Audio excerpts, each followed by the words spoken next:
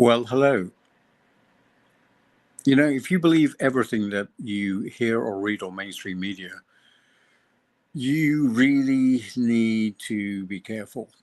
And I'm talking in particular about the price of Bitcoin and the slew of information which would purport to say it's one of the best investments you can make. Well, let's examine those facts and figures a little bit more closely. For example, there's about 19.5 million Bitcoin in existence today, and the price is about $95,000 per coin. So the mainstream media is telling you that an investment now, you're likely to see Bitcoin at $1 million. Well, is that possible? Yes. But what needs to happen for that to be so? Well, if you look at how the order books work, about I think about $1 of inflow increases the market cap by about $10. So on that basis, if you just look at it, you can say that in order to have Bitcoin at $1 million, you would need to have a capital inflow, let alone selling and trading, but just looking at the inflow of about $17.6 trillion. Let me repeat that. You need $17.6 trillion to raise the price of one Bitcoin from $95,000 to $1 million.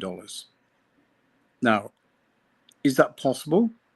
Yes. I mean, if you look at my podcast we've done the other day about Bitcoin being used as a reserve treasuries by companies and governments alike, it's very possible that $17.6 trillion inflows into Bitcoin. But seriously? Really? It is far more likely that if you were to invest $10,000 into PulseN, you are much more likely, A, to see your value increase to $1 million. And the time frame would be completely realistic. I think it's very unrealistic to think that Bitcoin would ever get to $1 million in a short time frame, if at all. Whereas the money inflow into PulseN, if you just look at the chart up there or down here, we've done 50% over the past little while. If you extrapolate that forward, all things being equal, the amount of money coming in increases, etc., etc. We will, if for a $10,000 investment, you will be a millionaire in a very short period of time. That is unquestionable, assuming that we get the inflow capital that we are forecasting.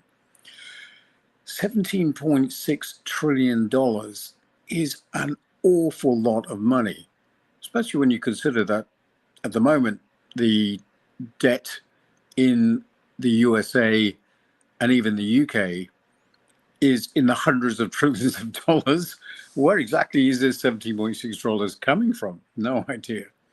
Anyway, I just want you to be very wary of the stuff that you read and hear and see on mainstream media, because let's face it, the control of information is akin to controlling the population. And there's one thing that is for sure. If you believe anything that you hear in mainstream media, it's all designed to keep you poor, not to make you wealthy. Thanks for listening, and I'll see you on the next broadcast.